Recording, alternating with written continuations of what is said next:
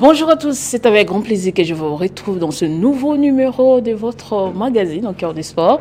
L'actualité reste dominée par la Coupe d'Afrique des Nations qui poursuit son bonhomme de chemin au Maroc. Et ce soir, on connaîtra les derniers qualifiés pour les demi-finales de cette compétition. À l'issue des quarts des finales, l'Algérie va en découdre avec le Nigeria et l'Égypte va chercher une place qualificative en demi-finale face à la Côte d'Ivoire. Vous le savez, la République démocratique du Congo a été éliminée le mardi dernier par l'Algérie à l'étape de 8e de finale. C'est donc une étape déjà tournée pour la RDC qui devra se consacrer au mondial. Déjà en mars ici avec le dernier virage. Mais sur ce plateau, comme d'habitude, je me fais entourer d'éminents analystes sportifs. On commence avec Trésor Mutombo. Bonjour, bienvenue. Oui, bonjour et surtout merci pour l'invitation. Meilleurs vœux parce qu'on ne s'est pas encore vu depuis le début de l'année. Meilleurs vœux, bonne année pour l'année 2026. Merci pareillement. Merci vraiment. Merci Trésor. Et de l'autre côté, nous retrouvons René Moukelaï. Pourquoi j'ai envie de rire? Ah, cette histoire. Bon, ça va arriver. Bonjour René, bienvenue. Bonjour Madame Nathalie. Bonjour à tous ceux-là qui aiment cette grande émission au cœur des sports. On est là, on a répondu encore présent pour scruter encore l'actualité sportive. Je pense qu'on sera à la hauteur de leurs attentes. Vraiment, on les souhaite parce que les samedis derniers, c'était chaud avec votre histoire, entre guillemets, des MONUSCO. Vous allez bien expliquer cela aujourd'hui. Merci d'être avec nous. En principe, on devait être 4. À la dernière minute, les autres confrères ont désisté suite aux urgences. Mais qu'à cela ne tienne, on va commencer, on va s'égayer ici sur ce plateau avec les différents matchs, les différentes analyses. On commence avec les léopards de la RDC, les bilans de cette CAN 2025 au Maroc. On commence par les bilans depuis la phase de groupe jusqu'à l'élimination à l'étape de 8e de finale. Trésor Mutombo, si on vous demandait de faire le bilan de l'équipe de la RDC. Je pense que le bilan, il est quelque peu frustrant parce que voilà, cette équipe-là, elle a montré beaucoup trop de belles choses quand même dans cette CAN et qu'être éliminée en 8e de finale, voilà, et puis face à l'Algérie, à la prolongation, alors qu'il restait quelques minutes qu'on pouvait gérer, voilà, aller jusqu'au tir au but pour essayer de tenter le coup. Je pense qu'il y a une dimension de frustration là-dedans. Après, maintenant, il faut voir maintenant comment il se comporte. Je pense qu'en fait, c'est vraiment mi-figue, mi-raisin. Enfin, ça veut dire quoi? D'un côté, il y a des aspects qui sont positifs, notamment la solidité défensive de la RDC, la capacité, la discipline, l'évolution de la discipline tactique aussi.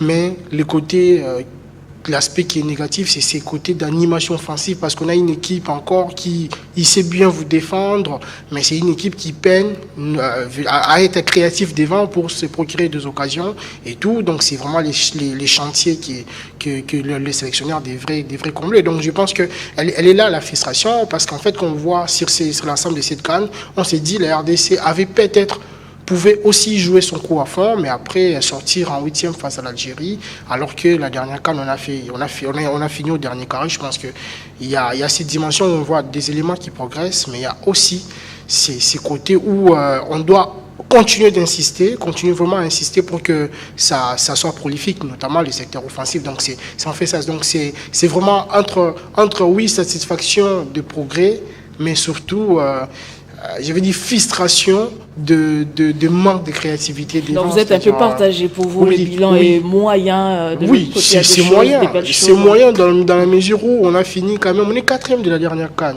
C'est-à-dire qu'on revient dans cette CAN-là, le minimum c'est atteindre les derniers carrés. Bon, de mon point de vue, je me disais, si cette équipe ne sait pas gagner des CAN, ne sait pas gagner cette CAN, elle peut quand même arriver au dernier carré. Pour moi, arriver déjà au dernier carré serait quelque chose de très significatif. Mais là, on a pêché et aussi, vous savez, dans la compétition, il y a beaucoup de choses qui entrent en jeu. Il y a notamment les tirages, il y a même la facteur chance aussi, voilà, les facteurs chance, je vais dire. Donc c'est en fait ça. Donc je crois que les Léopards, ils sont passés à côté, surtout le match face à l'Algérie, ils sont tombés sur, je vais dire, voilà, ils ont craqué au moment où il fallait pas craquer. Bah après, c'est l'apprentissage, il faut apprendre. pour continuer à travailler et à rester en progression. Parce que c'est le plus important, c'est le haut niveau, il faut échouer, c'est relever et continuer. Nous, on attendait la RDC aller un peu plus loin. Trésor vient de l'évoquer lors de la CAN en Côte d'Ivoire. L'équipe de la RDC a terminé 4e. Mais cette fois-ci, éliminée à l'étape de 8e de finale. C'est vrai qu'elle nous a montré des belles choses, mais l'objectif était d'aller un peu plus loin cette fois. Exactement, c'est juste un échec. Je pense que Trésor l'a soulevé. Ça fait partie du parcours d'une équipe. Cette équipe est quand même en progression. Il faudra le reconnaître, mais cette fois-ci, il fallait qu'on joue les carrés, comme il a dit. On devait aussi aller chercher ces titres parce que nous ne sommes pas la seule fédération qui connaît pas mal de problèmes, mais il y a une fédération qui a eu aussi trop de problèmes, qu'on a aussi écarté pour les phases finales de la Coupe du Monde, c'est le Cameroun, mais ils se sont remis en question, ils ont posé les vrais problèmes de leur football, et aujourd'hui, ils ont vendu quand même la bonne image de leur football. Ça, tactiquement, c'est une équipe de la République démocratique du Congo qui s'est construite. On est discipliné sur le plan tactique, défensivement, on réagit assez positivement, mais maintenant on manque de la créativité quand il faut aller chercher ce but de la victoire, quand il faut faire peur à nos adversaires, c'est là où ça pose un peu problème. On manque le dernier geste et souvent c'est de la précipitation. Je pense que c'est un chantier que Sébastien Desabre devra beaucoup travailler. Il faut aussi de la relève dans cette sélection. Vous avez un Moutoussamy que moi j'ai senti dans ces matchs épuisé parce que ça fait beaucoup de temps que ce gars a été utilisé dans tous les matchs. Il peut vous jouer tout le match, le 90 minutes fois autant de matchs. Ce gars a beaucoup donné et si on peut ramener aussi du Kakuta dans ce match, ça prouve à suffisance qu'il n'y a pas un travail de relève qui s'effectue chaque année pour qu'on essaie un peu d'assurer. Il y a le Meshak Elia qui sont en train de partir aussi parce que ça ne donne plus ce que Meshak avait toujours l'habitude de donner. Est-ce qu'on prépare la relève? Bref, c'est une compétition qui a été vraiment relevée. Nous sommes dans une phase où on doit beaucoup plus travailler pour essayer aussi d'avoir quand même des victoires dans les 6 grandes nations de football africain, parce que les top 6 du football africain, on a du mal à les sortir. Vous allez voir même le Nigeria, c'était à la séance des tirs au but.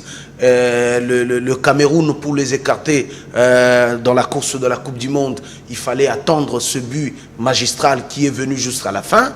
Bref, on n'a pas encore cette culture de battre le grand. Et c'est là où nous devons nous installer s'il faut rêver quand même à prendre ces titres. C'est un travail. On ne peut pas demander plus, mais c'est que Sébastien Desabre est en train de faire pour cette sélection. Il faut le féliciter. C'est dans quel contexte? C'est dans un pays où il n'y a pas de fédération. La fédération n'existe pas, il n'y a pas de politique sportive. C'est qu'il fait avec le moyen des bords. Mais ça lui laisse un peu la latitude. Aujourd'hui, il va rendre des comptes à qui? À personne. Or, c'est là où nous devons beaucoup plus travailler pour qu'il se sente aussi obligé de nous amener les résultats parce qu'il sait qu'il va rendre des comptes. Mais quand il trouve un boulevard, il peut faire tout ce qu'il veut. Je pense que voilà pourquoi moi je n'ai pas aimé l'attitude de la sélection en commençant par les sélectionneurs. C'est comme si c'est normal qu'on soit battu à ce niveau-là parce que nous on est en train de venir. Or, quand on y va pour ramener les résultats, pour ramener les titres, on ne peut pas s'engager pour se contenter que nous, on est en train de travailler, les autres sont arrivés. Mais non, pourquoi nous, on n'est pas à ce niveau-là? C'est des questions qu'il faut qu'on se pose pour qu'on essaie de travailler, pour qu'on soit à ce niveau. On va creuser dans la profondeur. Parler des relèves. On ne doit pas faire l'erreur qu'on a fait. Vous savez, en 2015, par exemple, c'est presque la même dynamique. C'est-à-dire en 2015, les RDC qui revient quand c'est qualifié, finit 3e de la CAN, demi-finaliste. Et en 2017, c'est une génération, les gens y croient, à Kinshasa, les gens ont cru que cette génération pouvait... La génération Bolassier, oui, il y a beaucoup et tout, les gens. Mais après, il n'y a pas eu de... On est éliminé en quart de finale, on a quitté un peu plus tôt, dans un match qu'on domine face au Ghana. Et après ça, il n'y a plus rien, quoi. Il n'y a pas de constance en fait. Oui, évidemment. C'est-à-dire c'est là que la RDC doit travailler maintenant. Parce qu'il faut... Parce qu'après, on voit qu'on revient en 2019, mais c'est très moyen, c'est très poussif ce qu'on montre à la CAN 2019. Et ensuite, on n'est même pas qualifié à la CAN dans un groupe où il y avait la Gambie, les Gabon et tout ça. On n'a pas pu se qualifier. On a fini 3e quand même. Donc c'est ça. Moi, je ne veux pas qu'on retombe maintenant sur cette réalité-là. Parce qu'on est sur une très bonne dynamique. Il faut continuer à insister. Vous savez, les hauts niveaux veut que vous continuez dans ce qu'on appelle l'effort, la constance de l'effort. Et c'est là qu'on attend le Congo. Et c'est aussi là que les autorités, je parle du gouvernement, mais aussi la fédération, même si elle est aujourd'hui sous tutelle de la FIFA, on doit maintenant réfléchir à comment est-ce qu'on permet au football congolais on va arriver là, le temps de rentrer d'abord dans ce match qu'on est en train de voir. RDC Algérie, comptant pour le 8e de finale joué le mardi dernier, sorti sur le score de 1-0. Messieurs, vous avez évoqué ici sur ce plateau le problème que connaît la RDC sur sa ligne offensive pour aller créer la sensation, marquer des buts, faire trembler les filets adverses. Ça, c'est un cas. Mais aussi un autre problème, la gestion du match. C'est-à-dire, vous n'arrivez pas à marquer, même si vous marquez, on a du mal à conserver cette avance au Marquois, surtout face aux grandes nations. Et face à l'Algérie, c'était les buts ramassés comme ça pendant la prolongation. Il m'a semblé que l'équipe de la RDC, la défense, était un peu distraite parce que franchement, moi, je n'avais même pas vu les buts venir. J'ai vu seulement les filets tomber. C'est un replay que j'ai vu comment l'Algérien a pu... créer cette sensation, marquer ce but. Donc il y a des problèmes. Des problèmes que je viens de relever ici, marquer de buts, conserver. Et puis la gestion des temps. Un match de football se joue pendant 90 minutes ou au-delà. Les Algériens le savaient, après 90 minutes de temps réglementaire. Ils ont tenu bon jusqu'à la prolongation. Il m'a semblé qu'on était un peu distrait pour ramasser ce but. Qui nous a coûté, qui a coûté l'élimination de la RDC. Moi, je pense que la différence est faite au niveau des qualités du banc. Et qui fait, on s'est rendu compte que peut-être, moi, je pense, aussitôt, j'ai vu les remplacements des joueurs du coup, Ngalaël et Noah Sadiki. Je me suis dit, mais pourquoi ils sortent tôt dans ces matchs-là? Parce qu'il y avait encore de l'espace. C'est ça, moi, je pense que Deschamps, dans ses choix, surtout dans les remplacements, il s'est quand même trompé, surtout en faisant monter un joueur, comme Kakuta à ces moments-là du match. Il nous serait peut-être pressé à la prolongation. Et puis, lorsque Boutoussami se blesse, est-ce qu'il fallait forcément faire un changement poste pour poste ou faire entrer un défenseur? Parce qu'à un moment donné du match, on sentait que Chancel, il commençait à acquiser de la fatigue. Et même Bissaka, sur les buts, on voit qu'il est cramé. Donc il est très abattu. Voilà, donc il est fatigué. Pourquoi? Parce qu'en fait, il a fait un énorme travail. Il joue très haut avec la RDC. Et donc, c'est ça. Après... Qu'est-ce qui s'est passé? Il n'y a pas eu assez de temps de récupération pour les Léopards? Non, je me dis que c'est peut-être l'intensité de la rencontre. C'est peut-être aussi que, voilà, et puis la plupart des joueurs congolais ont passé à côté de leur match, notamment Sadiki, c'était pas trop dans leur match. Et puis, c'était la différence. Vous savez, l'Algérie, c'est une très grande nation de football. Ils sont 3e en Afrique, il faut le dire. Et qu'en fait, en termes de gestion, je pense que Petkovic a vigiste, il a fait entrer Boulbina et Boulbina, il est entré à la 113e minute et c'était son premier vrai course à faire dans cette prolongation. Et voilà, donc quand vous avez quelqu'un qui a joué pendant 130 minutes et que l'autre venait à peine d'entrer, avec la fraîcheur et tout, on a vu que voilà, la différence s'est fait sentir tout de suite. Donc moi je pense aussi l'entraîneur dans la gestion de son banc, dans des matchs... couperé comme ça, on a vu face au Sénégal, ici à Kinshasa, on a encore vu face à l'Algérie. Je crois que l'entraîneur, c'est quand même embrouillé dans ses choix. Si on regarde bien ce match, nous avons vu une sélection congolaise qui a montré dans la phase de poule pas mal de très belles choses. Mais c'est quoi le désimage que moi j'ai dans ma tête?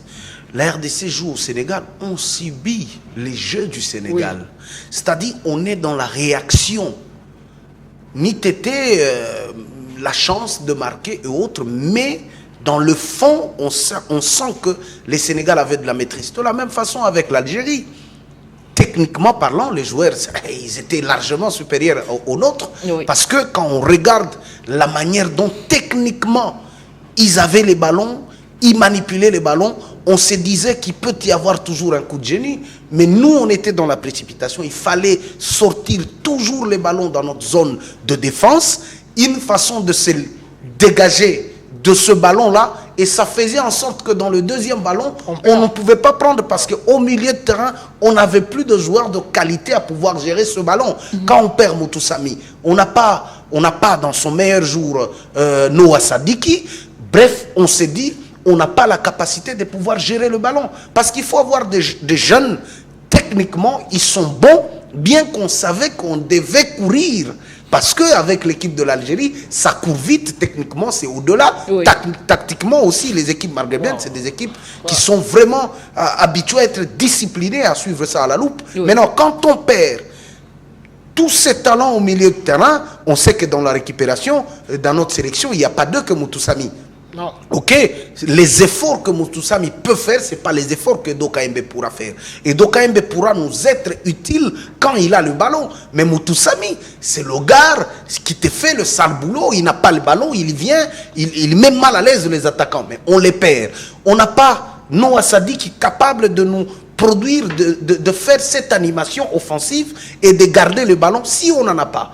On va tenter avec Gaël Kakuta, avec l'intensité de cette rencontre, Kakuta avec le poids de l'âge, directement, on décide de laisser le ballon à l'Algérie et de ne pas aller les chercher très haut. Et quand on les laisse, ils sont capables de jouer en sautant des lignes, ils sont capables, ils ont des joueurs rapides, techniquement ils sont bons, et les buts, quand les buts viennent, ça ne te demande pas 4 passes.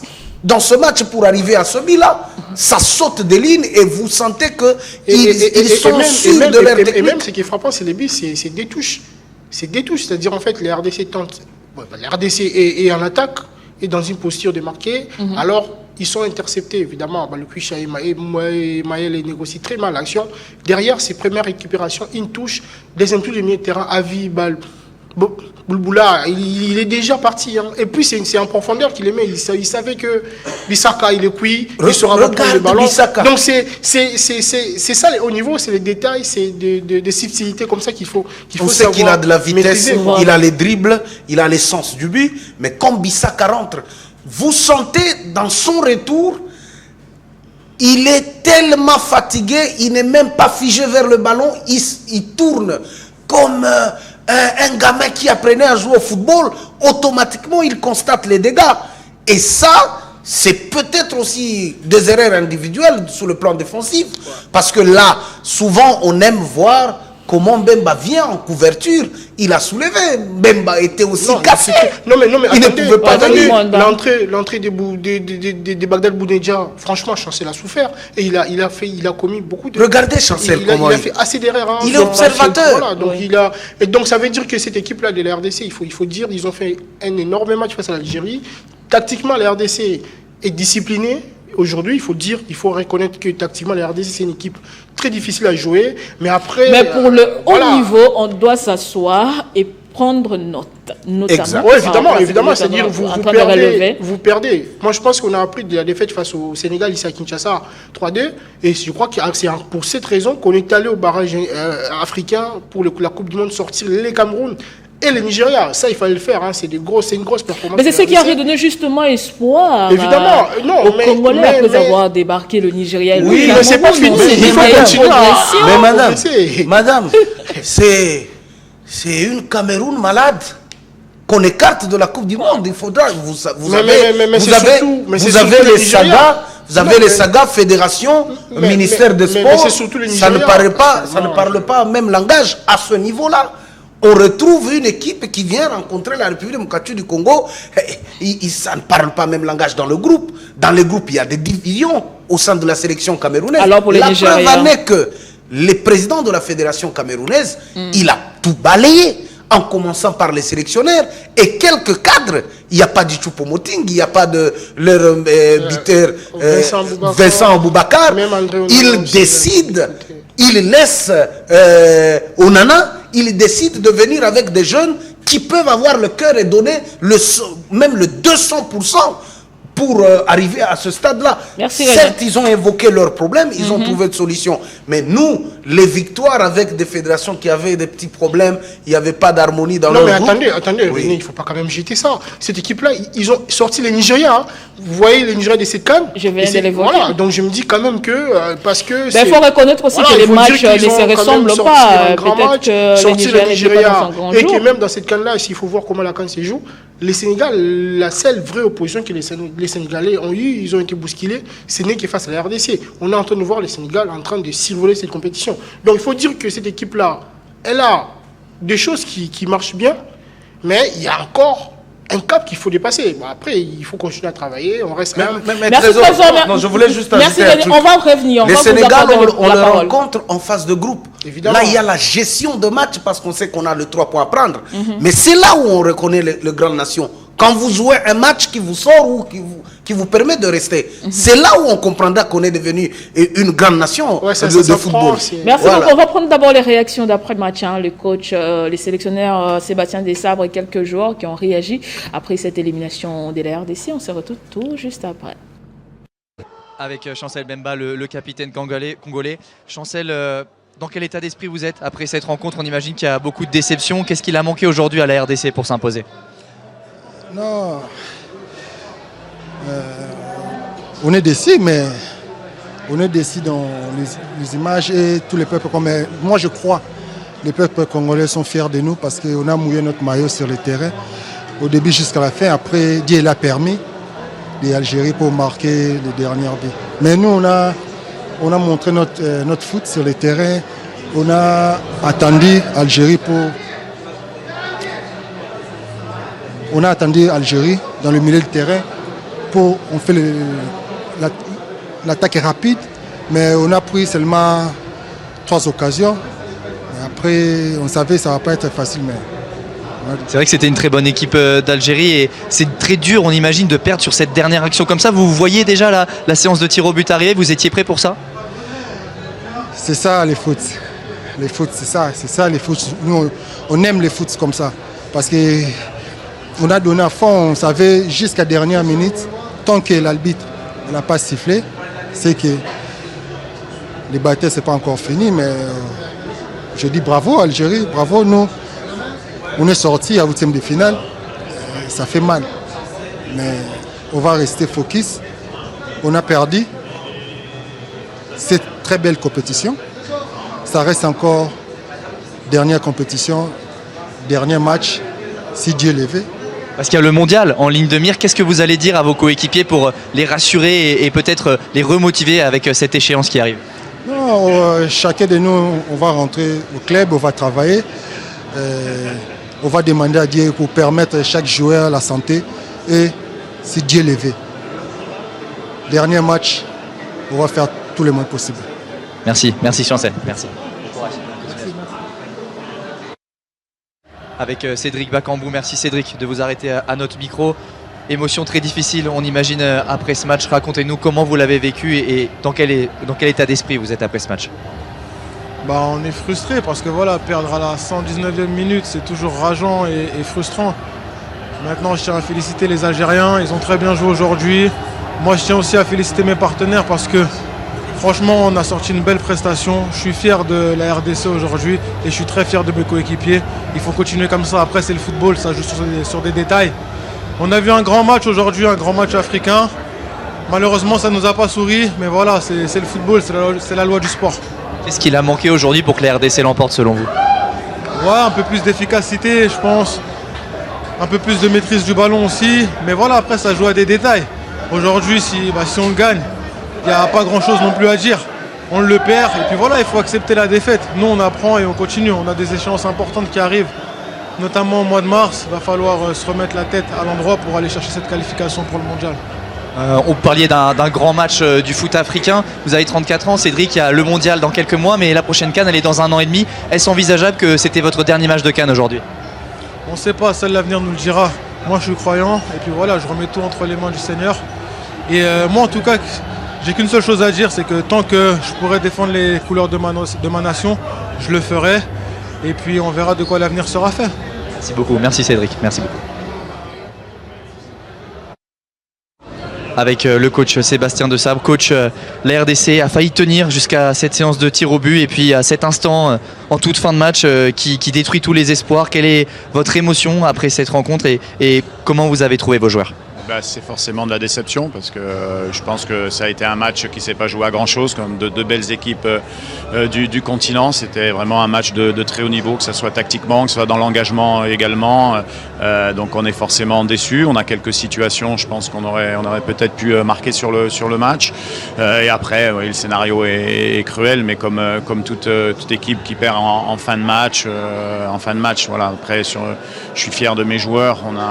Ils ont tout donné. On a essayé de passer ce tour. Malheureusement, ça n'a pas suffi. Donc, il faut vite analyser cela et vite penser et switcher sur l'objectif de la Coupe du Monde au mois de mars. Justement, sur cet objectif-là, quels sont vos mots, quels ont été vos mots et comment vous allez faire pour remobiliser vos joueurs après une émotion comme celle-ci ? Ouais, je ne vais pas remobiliser les joueurs, c'est des professionnels, ils savent très bien qu'ils sont tous déçus, comme nous aussi, parce qu'on aurait voulu aller plus loin dans cette compétition pour nous, pour nos fans. Mais un match de foot, ça se joue. Le tirage nous a donné l'Algérie, c'est comme ça, et on a essayé de tout donner. Malheureusement, aujourd'hui, ça n'a pas suffi. Quel était le plan à la base pour vous pour essayer de vaincre l'Algérie et qu'est-ce qu'il a manqué justement pour obtenir cette victoire ? Non, c'était de bien rester en place, d'attirer cette équipe à l'intérieur du jeu. C'est ce qu'on a réussi à faire. Après, je pense sur certaines phases de possession, on aurait pu être un peu plus dangereux à l'approche du but parce qu'on a eu des séquences qui étaient quand même assez intéressantes de ressortie de balles. Voilà, maintenant, il ne faut pas oublier que l'Algérie est devant nous au classement FIFA, que c'est une belle équipe et que nous, il faut analyser ça et surtout, il y a des joueurs qui ont une vingtaine d'années, il faut qu'ils apprennent aussi dans ce genre de match, ça va leur donner de l'expérience, il ne faut pas tout remettre en question. Moi, je suis très fier de mes joueurs, j'aurais préféré bien sûr passer le tour, mais comme je l'ai dit, il faut analyser cette CAN. On a joué 4 matchs, on a joué des matchs de qualité aussi et il faut se switcher directement sur le match de Coupe du Monde. Merci coach, merci beaucoup.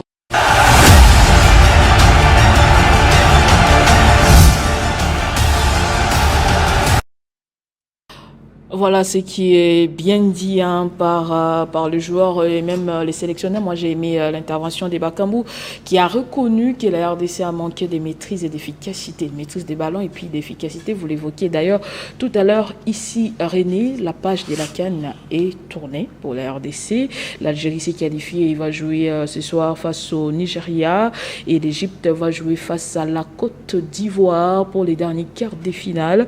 Le Mali a été éliminé hier par le Sénégal, battu 1-0. Le Cameroun a plié bagage après la défaite devant le pays organisateur, le Maroc.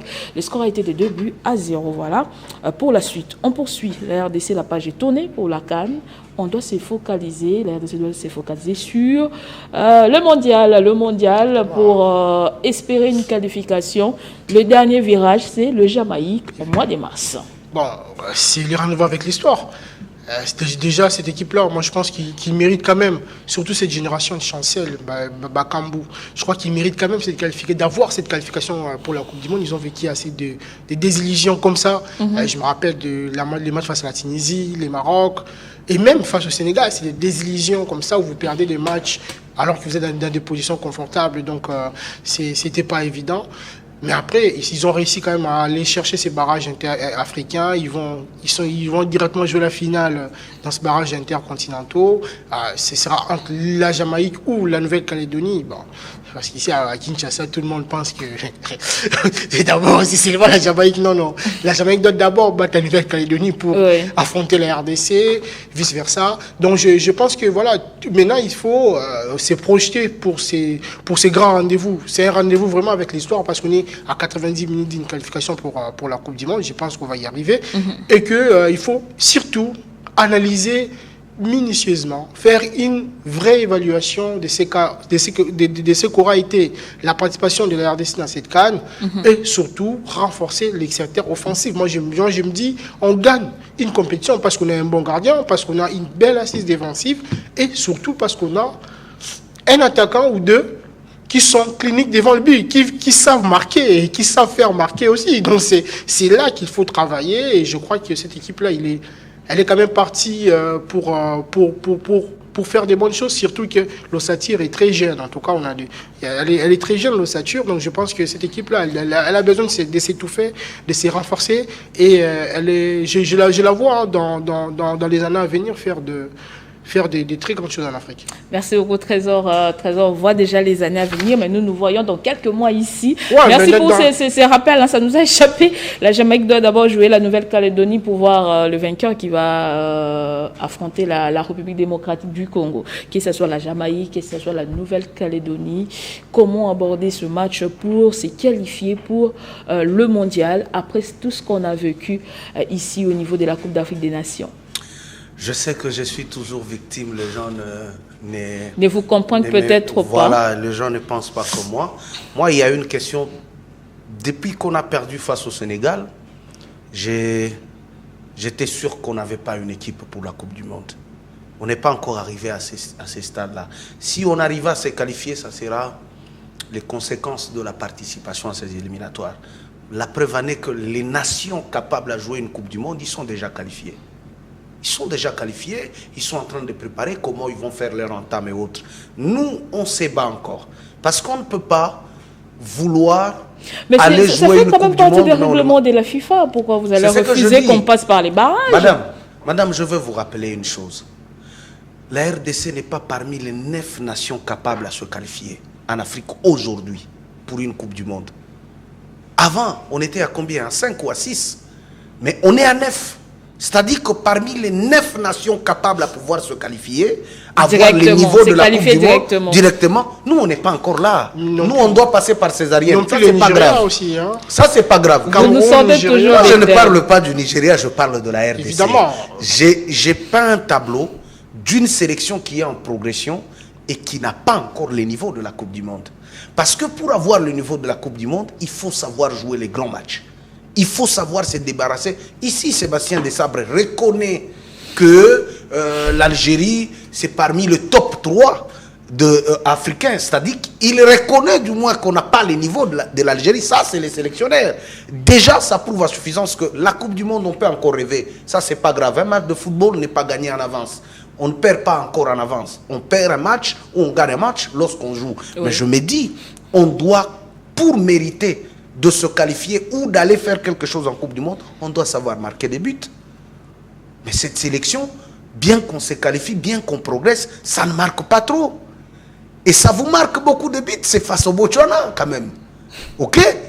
Vous êtes sans ignorer qu'on marque beaucoup de buts face au Botswana et les autres, on doit aller chercher... D'ailleurs, la dernière fois que la RDC a marqué beaucoup de buts dans un match officiel, c'est face au Soudan du Sud, 4 buts. C'est très moyen. Bon, ça date.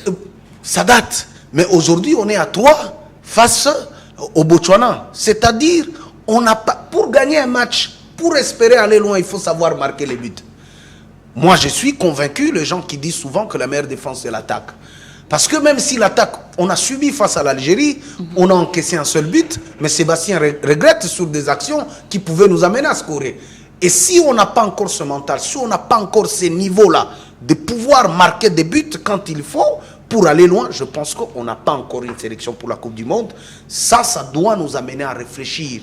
Mais si on s'est qualifié pour la Coupe du Monde, on se débarrasse, la RDC se débarrasse de la Jamaïque, de la Nouvelle-Calédonie, et puis on passe en Coupe du Monde. L'important pour la RDC, c'est pas de gagner la Coupe du Monde, c'est d'abord la qualification, de jouer. C'est ce que je dis. Nous sommes partis pour rêver d'une phase finale de la Coupe du Monde. Je vous rappelle ici, on a raté la qualification au stade de Martyrs. On menait 2-0. S'il vous plaît, est-ce qu'on a une équipe qui a ce mental-là d'une Coupe du Monde? On n'en a pas. Ça se travaille, ils ont le temps. Ça se travaille, ça va venir. Ils sont conscients. Ça se travaille, ça va venir. Oui. Aujourd'hui, ce qu'il faudra reconnaître est qu'on est en progression. Mais c'est très tôt de dire qu'on a une équipe pour la Coupe du Monde. C'est très tôt. Mais si elle s'est qualifiée, elle va quand même jouer. Oui, mais on est dans les 6. On est dans les 6, c'est-à-dire qu'on passera d'abord par césarienne. Il faut qu'on se mette d'accord. C'est-à-dire que les équipes capables de jouer une Coupe du Monde, ils sont qualifiées. Nous, les repêchés, ok, on se bat encore. On est à un match. N'est-ce pas? On est à un match pour se qualifier. Ça peut arriver qu'on se qualifie. Ça peut arriver. Si on s'est qualifié, gloire à Dieu. Mais l'image que me montre la sélection nationale, ce n'est pas une sélection de la Coupe du Monde. Il y a déjà des joueurs qui doivent sortir. Mais qu'est-ce que nous faisons pour les remplacer? Certes, les gens n'aiment pas. Hein? On va aller encore toquer aux Allemands. On va aller encore toquer aux Espagnols pour qu'ils nous trouvent un autre Congolais qui est né là-bas, qui a du talent, pour qu'ils viennent remplacer peut-être Gaël Kakuta, pour qu'ils viennent remplacer peut-être Chancel Mbemba. Et la fédération est d'accord. C'est-à-dire, tous les Congolais sont joyeux. Au moment où le football congolais est mort. Ça n'existe pas, s'il vous plaît. Je suis désolé de parler. Je parle comme Congolais. Et je me dis, où est passé les Max Moquet qui ont formé les Chancel, qui ont formé les autres? Ils sont où? Ils sont d'accord avec la situation actuelle? C'est la question qu'on va poser. Ça, c'est un autre débat que vous êtes en train d'évoquer. Non, j'évoque ce débat parce que la débâcle de Léopard doit nous amener autour d'une table et qu'on réfléchisse au football congolais. C'est quoi l'avenir de notre football? N'attendez pas l'élimination à la Coupe du Monde pour qu'on vienne chercher les sorciers. Non, les sorciers sont connus. Les sorciers sont connus, il faut qu'on les cite, il faut qu'on parle. J'ai évoqué ici. Je pense que... vous reconnaissez que l'équipe est en chantier. C'est-à-dire, le plus important pour la RDC aujourd'hui, c'est d'abord de se qualifier pour le mondial. Madame, vous parlez prochainement peut-être remporter la CAN. Madame. Tout ce que vous évoquez ici le savent. Madame, vous parlez d'une équipe en chantier. Dites-moi les U15 qui sont en formation. Dites-moi les U17. Dites-moi les U23. Dites-moi ces sélections qui aspirent à accéder à la sélection A pour qu'on dise qu'on est en chantier. Lorsqu'on parle du Sénégal, je vous dis, les Sadio Mané, ils sont en préparation. La preuve en est que le gars du Paris Saint-Germain, il n'a que 17 ans, je ne sais pas si c'est 18 ans. C'est ça la relève. C'est ça le nouveau Sadio Mané qui arrive et qui te joue à Paris Saint-Germain. Mais aujourd'hui, dans notre football congolais, qu'est-ce que nous allons parler? Où sont les U23 qui aspirent? Je vous rappelle, à l'époque de Constant Omari, nous avons une sélection qui joue. Il y a Sengibiembe qui a le U23. Où nous avons aujourd'hui, il y a eu Edo Kayembe qui vous joue dans la sélection. Mais pourquoi ne pas attendre que l'histoire de comité de normalisation au niveau de la FECOFA puisse passer pour voir vraiment comment régulariser les choses dans le football au pays? Parce que si ça pose un problème. Non, vous avez beaucoup parlé de Trésor mais déjà, le problème, c'est que moi j'ai dit ça, j'ai parlé avec un confrère, j'ai dit, écoutez, la RDC, pour l'instant, il n'y a pas de fédération, il faut pas se voiler. Et que voilà, et si on voit comment le championnat du Congo est organisé, franchement... Voilà, c'est triste. C'est triste parce qu'en fait, je pense que les CHAN, c'est un indicateur pour mesurer la qualité d'un championnat. Et que la RDC vient d'enchaîner quand même des éliminations dès les premiers tours au CHAN. Déjà, ça démontre qu'il n'y a rien. Il n'y a rien. Et surtout, on a maintenant des championnats. Quand on voit l'organisation du championnat, je ne vais pas aller en détail parce que je suis tellement énervé et frustré quand je vois ce qui se passe. Mais après, il faut avoir cette distance-là pour bien voir les faits. Moi, je pense que voilà, c'est un problème qui est d'ordre structurel. Et je pense que cette question-là de structure, de politique sportive, c'était même ça qui était la raison de ce qui avait été organisé à Mboué la Lodge. Les gens, on a réuni... Mais il se pose un problème d'application. Évidemment, mais non, si on doit organiser ce qu'on appelle des états généraux, où les gens vont réfléchir, ils vont arrêter des résolutions et qu'on ne les applique pas, ça veut dire quoi? On n'est pas sérieux. Ça veut dire que c'était fait juste pour le plaisir de le faire. Bon, moi, je ne crois pas que c'était fait pour ça, mais j'ai l'impression qu'il n'y a rien qui s'est fait après ces états généraux-là. Et que maintenant, aujourd'hui, s'il faut réfléchir sur le football congolais comme René est en train d'implorer, d'insister sur ça, c'est qu'aujourd'hui, il faudra sortir les résolutions qui avaient été arrêtées là et voir sur quel palier, par exemple, on va commencer. Il faut toujours commencer quelque part. Et moi, je pense que pour le RDC, l'essentiel, c'est d'abord relancer les championnats nationaux.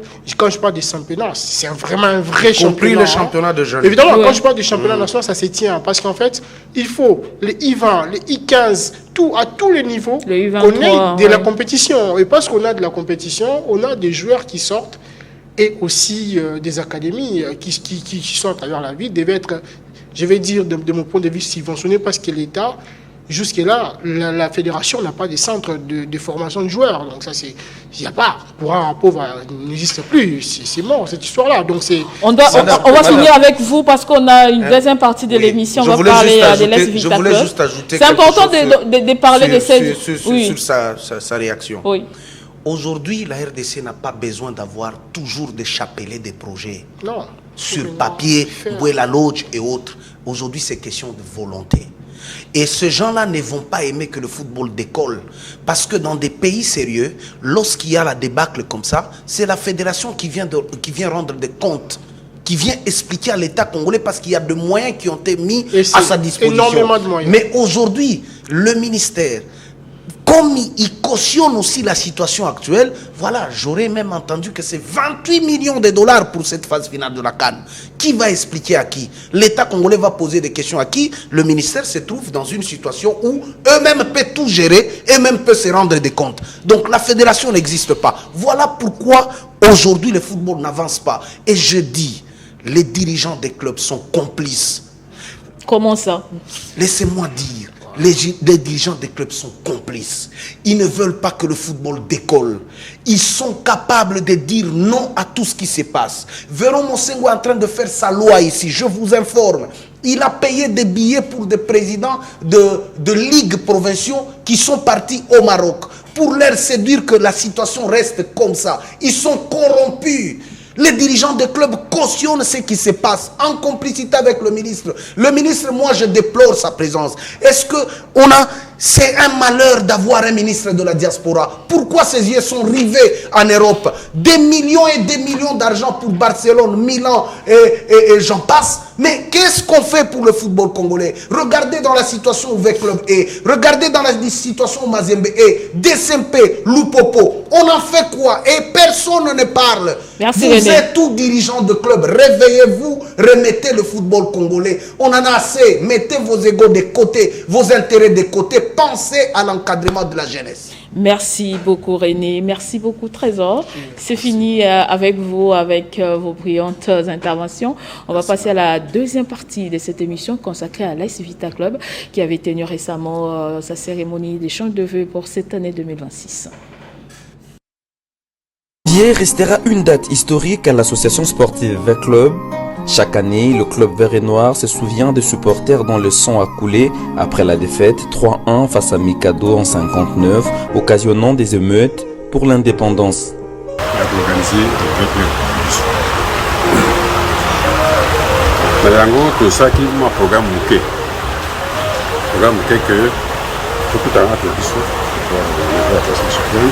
En prélude de cette date historique, le bureau de la coordination et celui du Conseil suprême de la SV Club se sont réunis pour harmoniser les vues et voir comment célébrer en beauté la date du 4 janvier.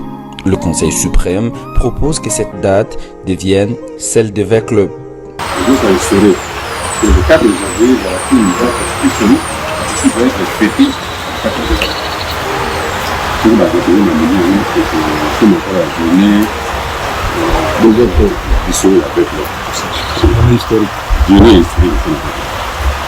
C'est pour ça aujourd'hui que Sangani peut être préparé le 4 janvier. Ça, là, sous forme de la cotisation, que dans la cotisation, on a passé connu déjà un montant assez important. Désolé, pas dans le moment. Et que c'est un été un peu Le Conseil suprême souhaite que 2026 soit une année de renouveau pour V Club, d'où une évaluation sérieuse s'impose.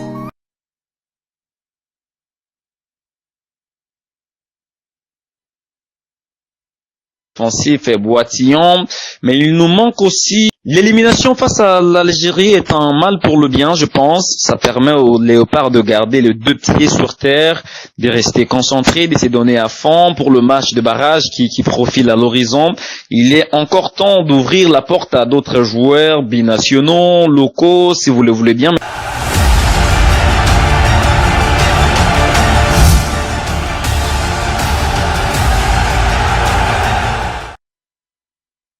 Voilà, nous sommes de retour, comme je l'ai annoncé tout à l'heure. La deuxième partie de votre magazine sera consacrée à l'AS Vita Club, l'un des grands clubs de la capitale, ou bien l'une des grandes équipes de Kinshasa, qui a tenu son échange de vœux le week-end dernier, c'était le dimanche.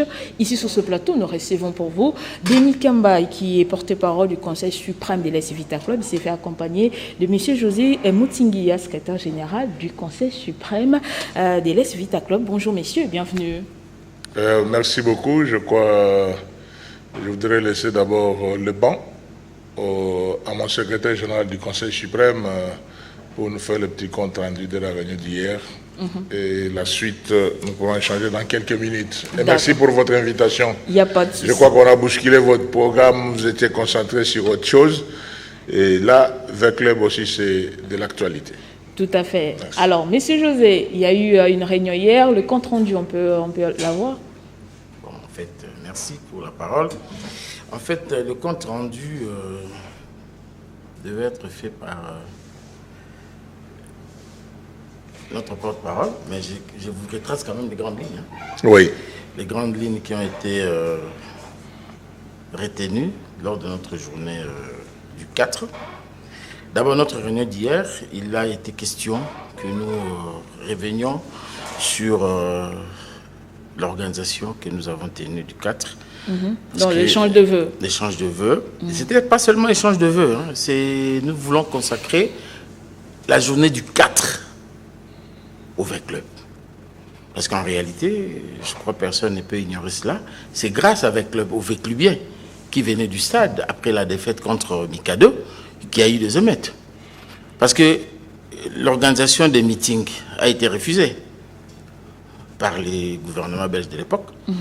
Et ce sont les V-Clubiens qui sont venus au 4 à Limca. Ils ont trouvé qu'il y avait refus, il n'y avait pas de meeting d'Abaco. Donc, ils se sont emportés aux organisateurs. Donc, il y a eu des l'équipe émeutes. a joué un grand rôle pour... Justement. Donc, ça dit V-Club a joué un grand rôle. Les V-Clubiens ont joué un grand rôle. C'est grâce à ça qu'il y a eu la tenue de la table ronde. C'est grâce à ça qu'aujourd'hui, on peut se dire, nous sommes indépendants. Donc, c'est V-Club. C'est pourquoi nous ne pouvons pas nous passer de cette journée-là. Cette date-là du 4, nous nous sommes dit au niveau du Conseil suprême, ça doit rester une journée de V-Club. Une journée où les V-Clubiens auront à commémorer les V-Clubiens qui ont perdu leur vie. Nous allons commémorer aussi ce sera pour nous une occasion de parler du passé des V-Clubs. Oui, parce que bientôt là, nous allons totaliser 90 ans, vous savez. Donc, nous préparons déjà... nous nous préparons à cela. Alors, pour ce qui a été de la réunion d'hier, le Conseil suprême s'était réuni et il y avait 3 points retenus à l'ordre du jour. Au premier point, on a parlé de l'évaluation de la cérémonie dont je vous parle maintenant là. Deuxième point, c'est la restructuration du Conseil suprême, du bureau du Conseil suprême. Le Conseil suprême, en principe, se veut être dynamique. Parce qu'on a constaté qu'il y a eu beaucoup d'absences, beaucoup de replis de certains membres, compte tenu de l'âge, tout ça, ils ne savent pas se déplacer. Et beaucoup de gens aussi ont des occupations qui ne leur permettent pas de venir chaque fois dans des réunions de V-Club. C'est pourquoi il a été quand même nécessaire que V-Club continue. C'est pourquoi nous avons décidé de restructurer le bureau de V-Club. C'est-à-dire, le bureau de V-Club, le Conseil suprême de V-Club se présente de la manière suivante. Le président, c'est le colonel Gabriel Nyombi, il garde sa place. Le premier vice-président, c'est l'IG Sabé, c'est-à-dire l'inspecteur général Sabé. Deuxième vice-président, c'est Excellence Singele Jean-Marie. Troisième vice-président, c'est Jean Mboleza, c'est-à-dire Jean Bomaleka. Et le secrétaire général, c'est votre serviteur, José Moutinguia. Et ouais, c'est toujours difficile de parler de soi-même. Effectivement. Et le secrétaire général adjoint, c'est lui qui est le porte-parole. C'est-à-dire, c'est lui qui amène ce que le Conseil suprême décide au public. Ok. C'est l'honorable Denis Kambaye. Juste à côté. C'est ça, la restructuration. Rendu, hein. Et puis, le troisième point, c'était les divers. Hein. Oui. On a parlé, on a d'abord commencé par féliciter nos léopards. Non, mais vous avez oublié notre trésorier général. Ah oui, le trésorier général. Tu as un problème avec Denis Botaï ou Non. J'ai sauté en lisant. Le trésorier général, c'est M. Denis Botaï. Oui, il est âgé au niveau de la santé. Oui. Donc, c'est ça.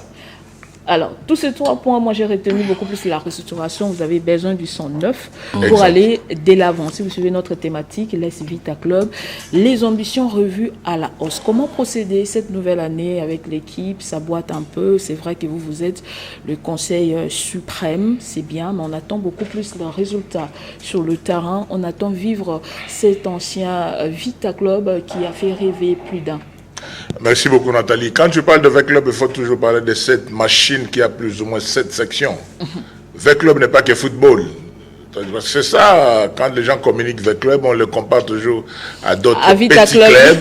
À d'autres petits clubs qui n'ont qu'une seule section, le football.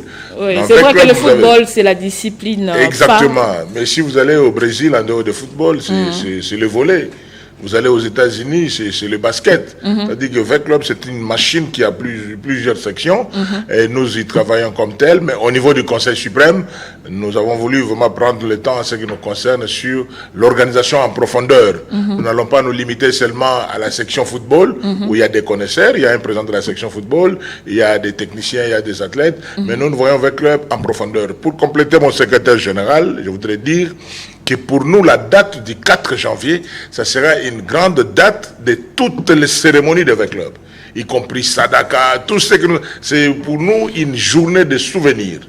Et nous allons toujours commencer par notre culte là, à l'église où on se souvient de cette date du 4 janvier. Et en soirée, nous viendrons toujours pour notre Sadaka et échange de vœux habituels. C'est ça la profondeur de cette date du 4 janvier. Mais quand en ce qui concerne la restructuration, c'est comme le directeur José venait de dire, personne n'est chassé du Conseil suprême. C'est seulement pour raison de disponibilité et efficacité qu'on a essayé un peu de réaménager notre comité. Désormais, le secrétaire général du Conseil suprême, c'est le directeur José Motinguia. Je suis son secrétaire général adjoint et porte-parole à la place de Vieux Mopele, qui est un peu très souffrant. Et le premier vice-président, c'est l'inspecteur général Essabé, à côté de Papa Nyombi. Les gens doivent retenir, si nous sommes passés sur le bateau, c'est pour parler de cette restructuration-là. Désormais, le bureau du Conseil suprême est connu. De la semaine prochaine, nous allons faire des descentes sur terrain pour notre grand centre de Kimbondo, notre permanence délimitée pour la réhabilitation. Nous avons déjà des partenaires pour la réhabilitation. Ça, c'est une bonne nouvelle. Oui, parce que quand on parle de sport, il faut avoir des infrastructures. On ne peut pas continuer à louer des terrains, jouer à gauche, à droite. Vous savez, à l'époque du général Amissi, en 2014, c'est que nous avons, quand on a réhabilité le centre Kimbondo, vous avez vu le niveau des V-Clubs. C'est-à-dire qu'il faut avoir des grands projets du futur que de rester dans les superficiels. Voilà les quelques informations qu'on avait. Et on a eu aussi sur les 4 demandes de cooptation au niveau du Conseil suprême, on a géré un dossier. Les 3 autres sont encore sous examen, mais on a retenu une candidature qui sera notifiée. La personne sera notifiée la semaine prochaine pour qu'il vienne rejoindre le Conseil suprême. C'est ça le travail que nous avons eu à faire. Un message pour Banavé, j'avais voulu que vous le fassiez en lingala pour qu'il atteindre Batou Belé. Banavita Club à comprendre Nini, la nouvelle structuration, il y a Conseil suprême, équipe Nabango, et puis Nini et Bungisami pour l'année 2026 au Tikobanda. Merci beaucoup, Banavé. Andenge Bondimela Rabiso, toujours un esprit de Tolobagayango, toujours que Vita Ezali Makukumatatu. Makukumatatu ne Tolobagana, je peux pas qu'il mangiste, ezake Nzungu po ebela ezaka. Coordination, pour y vendre bien. Coordination, Conseil suprême, comité général des supporters, Botienzungu na moto Opela. Makouk Matatu, c'est ça. Jusque là, pour nous, au niveau du Conseil suprême, tout est calme. Nous sommes en bon terme avec la coordination, nous sommes en bon terme avec le comité général des supporters. Joueur à Betabale, technicien, coach, dirigeant, Asala, Donc nous on fait notre travail, il n'y a aucun problème, qu'on ne puisse pas suivre le débrouille des réseaux sociaux, les messages que nous donnons c'est ça. Mais seulement, à niveau il y a Conseil suprême, nous prenons nos responsabilités en tant que détenteurs de pouvoir spirituel de l'équipe, de sorte que tout le monde a infrastructure. Dès la semaine prochaine, nous serons à Kimbondo, nous serons au 16e rue, à la permanence. Après la réhabilitation, nous allons voir d'autres aspects. Et je vous dis, Maman Nathalie, quand vous parlez de V-Club, ne parlez pas que de football. Ça, c'est une bonne chose. Oui. Nous avons des boxeurs avec Libyens, nous avons des judokas, handball, basket, volley, football de jeunes, football féminin. Donc, c'est toute une machine qui ne peut pas être comparée avec des petites équipes qui n'ont qu'une seule discipline. Ah, ça, c'est une bonne chose. Voilà. Merci pour cette question. C'est la vérité. C'est la vérité, oui, Papa José. C'est pourquoi, même au niveau du Conseil suprême, vision d'ambition est très large. Voilà. Tu as une vision car on a football, tu as une vision très large. Oui. Parce que même tant que tu vraiment, un vrai club omnisport. Oui, tant que tu as réhabilité centre Nabiso, tu as ça de sorte que discipline union et se retrouver dans 4. Exact. C'est ça.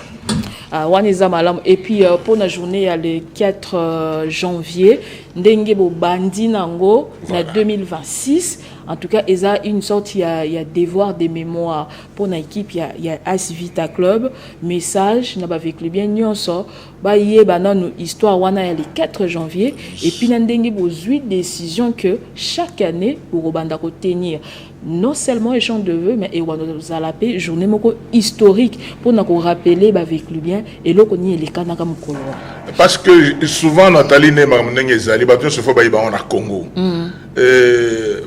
noko nanga ya abako bazwa responsabilité à date wana bango moko donc 4 janvier on a activité mais babosa na keno mundela blocagi place à 4 imika au bakota te donc sécurité zaki makasi so il bazwa ki accompagnement que le solo simba parce que supporter à vite ba na stade bango nde bakumbela ki pe le solo 4 janvier alors biso to lingi to s'échapper na date wana biso nyoso na bako na ba congolais nyoso to yeba keno vita mukolo wana soki lelo to koloba indépendance na ba couleur to lataka yonga na lobaka V-Club ini concentration sur les alliés équipe moko côté de la équipe de l'indépendance de la V-Club juste un peu d'amour vraiment.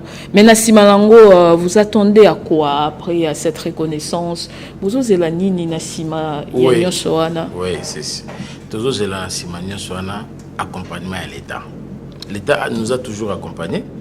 C'est pourquoi tu nous as d'ailleurs ici te féliciter d'abord Léopard, accompagnement, toujours mon accompagnement au plus haut placé de la République, c'est-à-dire le chef de l'État, a accompagné Léopard, tout le monde Malelo, et tout le monde c'est la mise en œuvre politique à gouvernement et à ministre, on te félicite. Ok. Tu peux profiter, peut te féliciter, parce que supporter un abisso, mimi, drapeau, Nicolo. Notamment Lumumba. Ah, Lumumba. Tu peux savoir comment tu as solo, Papa Kati, tiens, c'est Lumumba, la star de la Cannes. Oui, notamment. Ok, oh, il était Lumumba Cannes. Oh, bah, Sozi Nae. Adi va Sozi Belé. Donc, toujours féliciter Lumumba, na amemi. Le balabiso Nicolo, parce que Lumumba vert c'est Vita. Oui. Donc c'est grâce à Vita que Lumumba comme dans le niveau. Ok. Donc félicitations Mingi Nandenge à soutenir Léopard. Et Zaka, il y a mon côté, Zaki Mundele Ndundu aussi a fait quelque chose. Vraiment, toujours. Mais équipe animateur.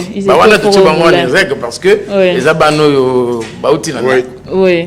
Vraiment, donc Vita Club a contribué na Ebele, na football Yamboka. Donc votre problème c'est d'abord c'est d'abord la reconnaissance. Exactement. Et puis l'accompagnement du gouvernement congolais par rapport à cette date du 4 janvier. Oui. Merci beaucoup. Je pense Merci. que le message est l'équipe. Ndeko Denis Kambaye et puis Ndeko José Moutingia. Nous avons rappelé que José Moutingia est secrétaire général, il y a conseil suprême, il y a Banambongo, Koto Yotozala qui n'a Denis Kambaye, il y a secrétaire général adjoint, il y a conseil suprême à Vita Club et puis porte-parole. Merci d'avoir répondu à notre invitation et surtout pour tous ces détails. Merci également à vous de nous avoir suivis des partout. On se retrouve très prochainement avec le même plaisir. Au revoir. C'est sous une ambiance festive que l'association sportive Vita Club a célébré la journée du 4 janvier 2026. Souvenir, il y a 4 janvier, il y a un de Tambolé. Parce que la recherche, la vision, le niveau du Conseil suprême, le monde a regardé Bélé. Vous voyez que le bâtiment, le bâtiment pour les Bélé, par excellence, le secondaire, le IG, le monde Bango, le monde Soir, parce qu'on découvre pourquoi dans l'attaque, vert noir. La dernière couleur d'espoir des opprimés noirs. Une journée des martyrs en hommage des événements de 1959, marquant l'histoire de l'indépendance de la RDC et le rôle du club avec des rencontres d'échange de vœux entre les membres, le Conseil suprême, la coordination et les supporters. Question de démarrer l'année sous les signes de l'ambition et de la discipline. Ce moment de commémoration et de célébration de vrai, de ce fait, nous permettra de réaffirmer nos relations interpersonnelles des membres de l'association, de tisser davantage notre élan de solidarité, de créer un environnement sain, propice et favorable pour résoudre nos problèmes le moment venu conformément à la sagesse selon laquelle les linges sales se lavent en famille. Le club vert et noir de la capitale a rappelé son statut du club de l'indépendance tout en adressant ses vœux de succès pour l'année à venir. C'est vrai que c'est une grande journée pour le pays, mais c'est une grande journée pour V-Club. Parce que si vous entendez les gens raconter ce qui s'est passé le 4 janvier 1959, il ne manque jamais de citer V-Club. Donc c'est pour dire que pour nous c'est une grande journée, parce que nous faisons mémoire de tous les étudiants qui sont tombés ce jour-là. Et pour nous, nous devons être en communion avec ces étudiants qui sont tombés.